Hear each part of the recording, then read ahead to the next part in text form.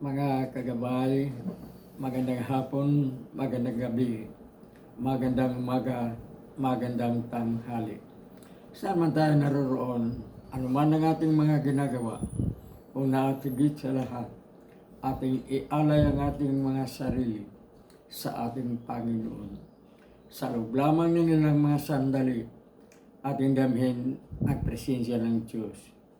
Sumasa atin ang pagpapala, ang biyaya, ang pag-ibig at ang kapayapaan ng Ama, ng Anak at ng Espiritu Santo na bubuhay at naghahari, iisang Diyos magpas sa walang hanggan. Mga kagabay, sa unang paglabas ng ating Panginoong Jesucristo upang mangaral at tutuparin ang kanyang misyon alang-alang sa ating kaligtasan, siya ay nagbigay ng isang sermon sa bundok, ang pangusong Sermon on the Mount o yung 8 Beatitudes, saan ang mga unang mga kataga sa wikang English ay ganito: Blessed are the poor in spirit, for theirs is the kingdom of heaven. At ito naman ay isinalin sa wikang Pilipino: mapapalad ang mga mahihirap sapagkat sa kanila ang kaharian ng langit. Mahihirap, poor in spirit, napakalayo. Ngunit may ibig sabihin dito. Ang poor, totoong mahirap. Mahirap, nagtitiis, nagsasakripisyo, naaapi, gumagawa pa rin ng kabutihan. Ang spirit ay yung kaluluwa, yung espiritu ng Diyos na siyang bumubuhay sa ating katawang tao upang tayo ay magiging ganap. At yun ang ibig sabihin. So, sa madaling salita, sa ating sariling pananaw, ang poor in the spirit ay nangangahulugang mabuti ang kalooban, mababa ang kalooban. Sapagkat kung ang isang tao ay mapagpakumbaba, magpakababa, siya ay maituring natin katulad ni Kristo. Tingnan natin ang ating Panginoong Jesucristo, hari ng mga hari, tunay na Diyos na naging tunay na tao.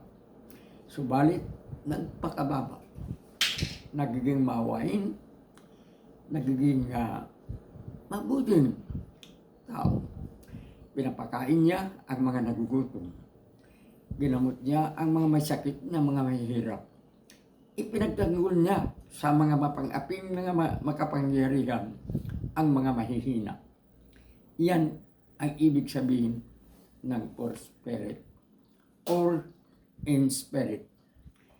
Maring mayaman ka sa material na bagay, poor in spirit ka pa rin, mabuting tao ka pa rin kung ikaw ay matulungin, tumutulong sa kapwa, lalong-lalo na sa mga mahihirap, gumagawa ng mga makadiyos na gawain. So matutal, napakabuting tao. Yun ang poor in spirit. At tamang-tama lamang ang sasabihin ni Jesus na sapagkat sa kanila ang kaharian ng langit. Sapagkat alam naman natin sa mga pangaral ni Jesus na ang daan tungo sa kaharian ng langit ay ang kabutihan, ang mabuting gawa.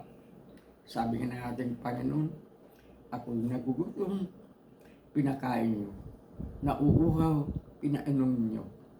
Nakahubad, dinamitan niyo. Walang kakilala, tinanggap ninyo. Nagkasakit, nakakulong, dinalaw ninyo. Ito ang kabutihan nais sa atin ng ating Panginoon. At dito tayo maaring maituring na poor in spirit. Hindi yung mahihirap sa mga material na bagay. Maaari kang mahirap sa mga material na bagay, ngunit hindi ka poor in spirit. Kung ikaw sa kabila ng iyong kahirapan, mayabang, ipokrito, mapagsamantala, walang kapwa-tao. Hindi ka poor in spirit. Subalit kahit mayaman ka sa mga material na bagay, nakatira ka sa malaking bahay sa isang palasyo, marami kang pag-aari, marami kang sasakyan, marami kang lupa, marami kang pag-aari, ngunit may turing pa rin na ikaw ay poor in spirit kung ikaw ay tumutulong sa kapwa, nakikibahagi sa kapwa, tumutulong sa mga mahihirap. Poor in spirit. Blessed are the poor in spirit, for theirs is the kingdom of heaven. Naisaraling nga, ulitin natin sa Tagalog ng mapapalad ang mga mahihirap. Mahihirap sapagkat ang poor in spirit nagmamahal sa mga mahirap, nagpapakahirap para sa mga mahihirap, gumagawa ng mabuti para sa mga mahirap.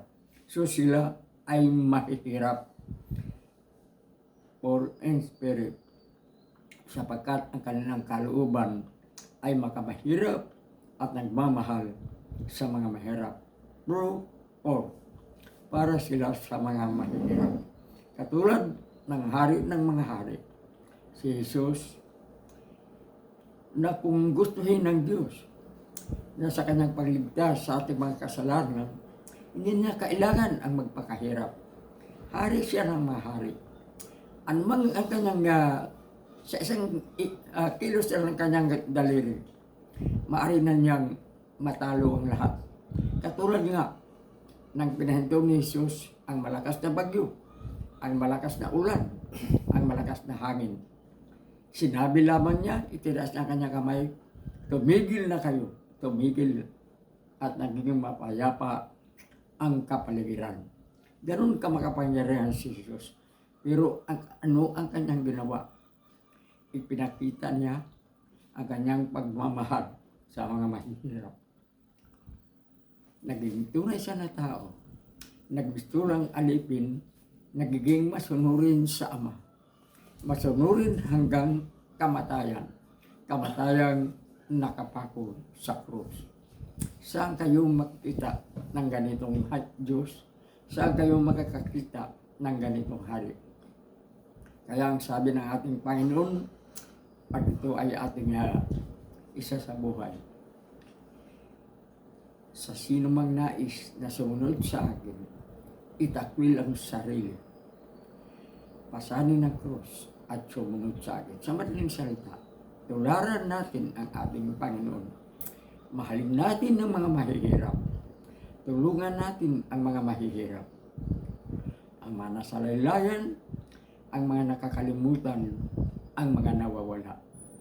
Tulad ng pagiging isang mabuting pastor ng ating Panginoon, na kung may isang tupang mawawala, iiwanan niya ang lahat at hahanapin yung nawawala.